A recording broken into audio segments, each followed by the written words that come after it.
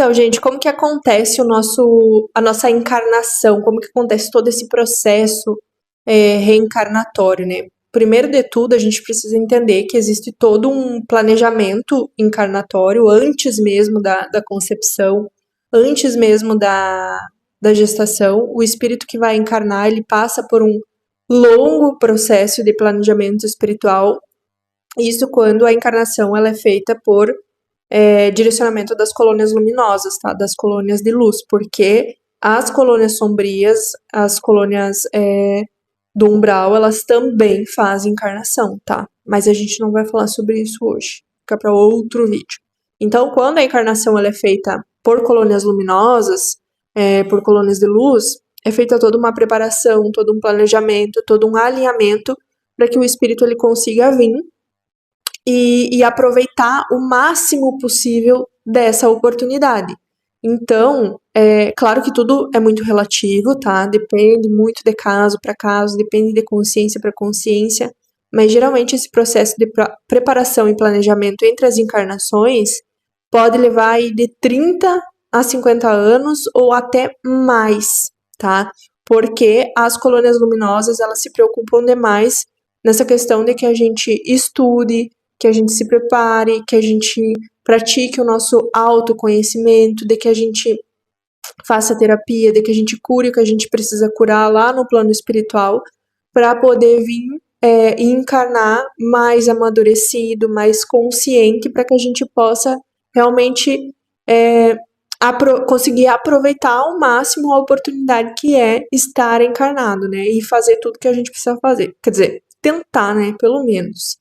Então, todo esse processo de planejamento para a reencarnação envolve o acompanhamento de equipes de engenheiros astrais, genetistas espirituais, terapeutas da alma, enfim, existe todo um suporte, tá? Porque, assim, ó, todo o autoconhecimento que a gente não pratica aqui, que a gente escolhe não praticar aqui, a gente tá só adiando para depois. Porque tudo aquilo que a gente não cura aqui, a gente vai ter que curar lá no plano espiritual. Quer dizer, vai ter não, porque a gente sempre vai ter o nosso livre-arbítrio, né? Mas é só uma questão de você estar adiando um processo que, inevitavelmente, mais cedo ou mais tarde, você vai ter que fazer.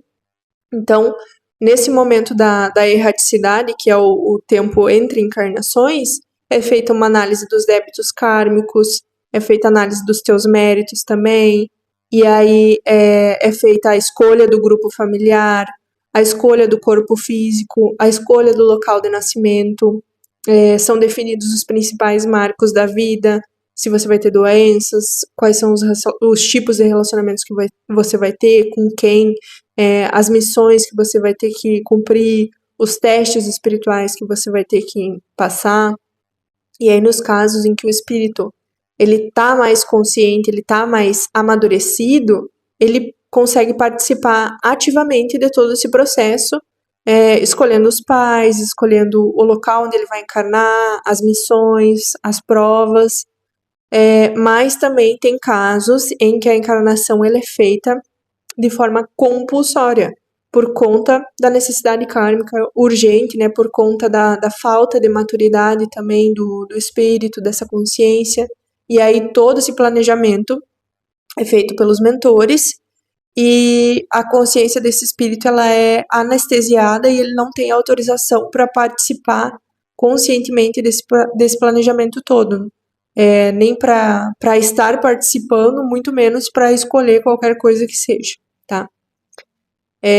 Então, antes de acontecer a encarnação, né, existe também além do planejamento, existe toda uma preparação energética do perispírito, do corpo sutil, dessa consciência que vai precisar encarnar, porque ele precisa começar a se ajustar energeticamente para conseguir ser compatível com o corpo físico que está sendo formado ali no ventre da mãe. E esse processo todo envolve a reprogramação de circuitos fluídicos e dos centros de força, que seriam os nossos chakras. Exige também o rebaixamento da vibração geral do espírito, para ele conseguir reduzir a expansão de consciência dele para caber nesse feto, né, nesse corpo que está em desenvolvimento. Ele precisa também adensar o campo vibratório dele, diminuir a vibração para que ele consiga se acoplar, se encaixar nesse embrião humano. Só que aí tem um detalhe, que esse momento, ele pode ser muito doloroso e gerar muita resistência emocional ou energética para essa consciência que está vindo encarnar, porque acontece como se fosse um choque vibracional. Porque pensa, você tá lá no plano espiritual, vivendo em liberdade, com a tua consciência expandida, vivendo lá nos planos extrafísicos, uma colônia, e aí tu precisa adensar a tua consciência, vir para uma realidade 3D e se limitar às condições materiais de um corpo humano em formação. Difícil, né? Então, assim, é um ser multidimensional que vai ter que viver um período, seja 50, 60, 70, 20, 30 anos, né? Dentro de uma estrutura extremamente restrita, extremamente limitada pela densidade, limitada pela biologia. Tem a questão do esquecimento também, tem a questão das emoções descontroladas. Então, mesmo em casos de encarnações planejadas, mesmo em casos onde o espírito ele já tem uma maturidade, onde ele está consciente de tudo isso, esse processo todo ele pode ser muito impactante, principalmente em casos de espíritos que têm medos ou traumas de outras vidas, ou até uma certa resistência inconsciente diante dessa missão que é vir e encarnar, né? E aí, depois desse processo de planejamento, de preparação energética, vem o processo de conexão magnética com a mãe, que seria a fase gestacional, tá? Começa essa conexão, que é a ligação entre o espírito e o corpo físico do feto, tá? Isso não acontece assim no estalo, da noite pro dia, não é no momento que o óvulo é fecundado ou no momento que nasce. Não, isso é um processo gradual, vai acontecendo aos poucos durante a gestação, não é de uma vez só, mas tem algumas etapas principais que a gente vai falar aqui. A primeira etapa seria a etapa da sintonização vibracional, que é a etapa que acontece desde o momento da fecundação do óvulo até o 3º mês. Nessa etapa, o espírito ele começa a se aproximar magneticamente da mãe.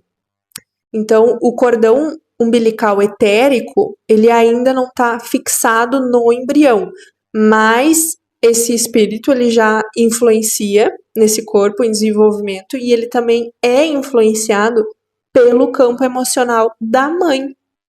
Então, o padrão mental, o padrão emocional da mãe afeta diretamente todo esse processo. Por isso que é comum o espírito sentir medo, sentir culpa, sentir rejeição, ou também sentir amor, sentir acolhimento, sentir segurança nessa fase, né? Tudo depende do campo emocional que a mãe está alimentando. Então, olha a responsabilidade, né, gente? É comum a gente ver, às vezes, em regressões, em terapias, né, a pessoa comentar que acessou uma memória de quando de quando estava durante a gestação ainda, né, de quando estava na barriga da mãe. Então, tudo por conta disso, porque o espírito ele já vai acessando o campo emocional da mãe. E o campo emocional da mãe influencia no espírito também, nesse espírito que vai encarnar. E aí a segunda etapa é a etapa de ligação perispiritual progressiva, que vai acontecendo do 3º mês até o 7º mês, mais ou menos, tá? Porque é só no 3º mês que é feita realmente a conexão do cordão umbilical etérico com o feto. Então o espírito ele continua lá na colônia, ele fica lá esse tempo todo, mas ele está conectado pelo cordão umbilical etérico ao feto. E também, além de se conectar ao feto, ele se conecta com a mãe e com o pai, se o pai estiver encarnado. Se o pai estiver desencarnado, ele não participa dessa ligação. Então, ele fica acompanhando o pai e a mãe nesse processo todo. Então, mais uma vez, né, o campo mental, o campo emocional dos pais, os hábitos deles, tudo isso influencia nas condições que esse espírito vai encarnar. E também nas impressões que ele vai ter e que vão ser manifestadas às vezes durante a reencarnação dele. E aí, o espírito ele fica lá, o espírito esse que vai encarnar, ele fica lá na colônia até o momento do nascimento. Nesse processo todo ele vai adensando, vai diminuindo o corpo espiritual dele, porque, pensa, o corpo sutil dele está lá na colônia, como, por exemplo, um homem de 25 anos. E ele precisa adensar esse perispírito, esse corpo sutil, para conseguir caber num bebezinho. E em paralelo a isso, em paralelo a todo esse processo, o duplo etérico do feto vai se desenvolvendo, tá? E esse cordão umbilical etérico, que está conectado do espírito que está lá na colônia com o feto, com a mãe e com o pai, ele fica vibrando para ir magnetizando as energias que pertenceram a esse espírito em todas as encarnações dele no planeta Terra. Ele fica vibrando para conseguir puxar a memória, a história desse corpo na sua última encarnação e nas outras também. Claro que todas essas memórias elas são bloqueadas, mas elas ficam no nosso inconsciente e a gente consegue acessar elas em terapias como regressão, terapias de vidas passadas, às vezes em sonhos lúcidos, se for necessário, e enfim. E nesse processo também o espírito, apesar de estar lá na colônia, apesar de estar conectado com o campo emocional, mental da mãe e do pai, ele também fica num estado de semiconsciência, como se ele estivesse assim sendo adormecido, como se fosse um coma induzido para ele conseguir suportar todo esse processo de redução, de adensamento vibratório que o corpo sutil dele precisa fazer para conseguir encarnar.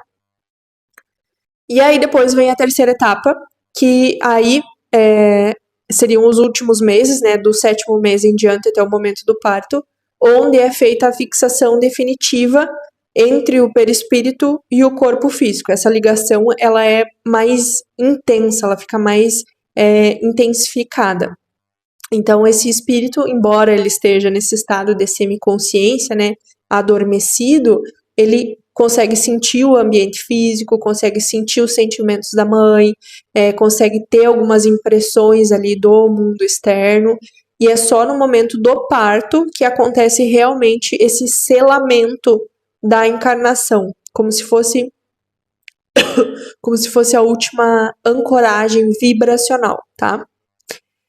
Só que assim, mesmo que seja no momento do parto que seja feita essa ancoragem definitiva, a ligação entre o espírito e o corpo, ela ainda não fica 100% consolidada, tá?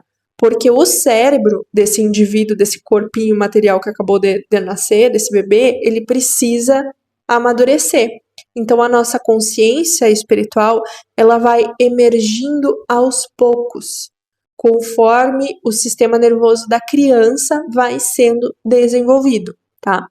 A espiritualidade diz que, mais ou menos, até os 7 anos de idade, o espírito, essa consciência, ela ainda está se adaptando à encarnação, porque o cérebro, ele precisa se desenvolver, né? Precisa se desenvolver neurologicamente, biologicamente, enfim.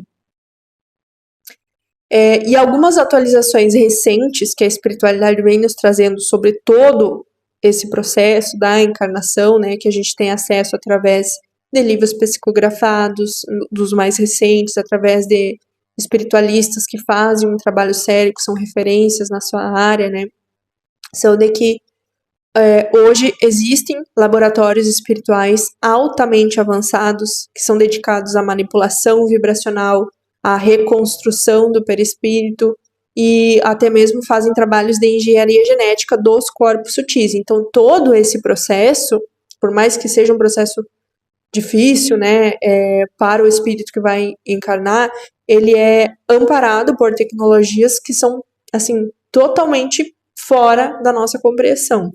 Além de que tudo isso aqui que eu falei foi só uma pincelada, né, muito básica, porque esse assunto, ele é extremamente complexo e provavelmente a gente nem tem acesso a todas as informações de como isso é feito, envolve muitas questões energéticas, envolve muitas questões espirituais e materiais, muito além daquilo que a gente imagina. E outro detalhe é que quanto mais consciência a gente tem, quanto mais consciência a gente adquire, principalmente aqui durante a encarnação, mais a gente participa ativamente de todo esse processo. A gente consegue escolher o corpo, a gente pode escolher o sexo, a gente pode escolher as condições que a gente vai encarnar, a gente pode escolher até a sensibilidade mediúnica que a gente vai ter nessa futura encarnação, e tudo isso pode ser escolhido com precisão técnica devido a toda essa tecnologia que as colônias espirituais têm acesso, né? Em alguns casos especiais, os mentores, eles conseguem implantar comandos vibracionais para que a pessoa ela possa despertar espiritualmente. E esses comandos, eles são ativados em algum momento X da vida para que haja esse despertar da consciência. Incrível, né? Nada é por acaso. Então pensa, você que está aqui me assistindo, para pensar em tudo que aconteceu na tua vida, se não foi assim para você, né? Se não teve um momento ali que, claro que não é da noite pro dia, mas que parece que tudo convergiu para aquele momento. Pode ser um caso assim, né? Em que foi implantado um comando vibracional para que você despertasse naquele momento específico. E uma curiosidade é que em algumas encarnações mais recentes, muitos espíritos eles estão vindo com uma estrutura vibracional híbrida, porque não são seres humanos, são seres pleiadianos, são arcturianos e por aí vai, que estão encarnando aqui agora, nesse momento de transição, para poder nos ajudar, trazendo mais consciência, trazendo mais elevação moral, atuando através do exemplo. Só que isso exige ajustes mais complexos, porque esses seres, seja arcturiano, seja pleiadiano, seja seres de outros orbes, enfim, eles trazem outras formas de consciência, eles trazem outros tipos de emoções, outros tipos de processos, porque eles vêm de outros planetas, né? Outros orbes que nem sempre são compatíveis com o sistema terrestre tradicional, com esse sistema que a gente tem aqui. Então, pode ser que, claro que eu não estou dizendo que é uma regra, tá? Pode ser, isso é só um exemplo.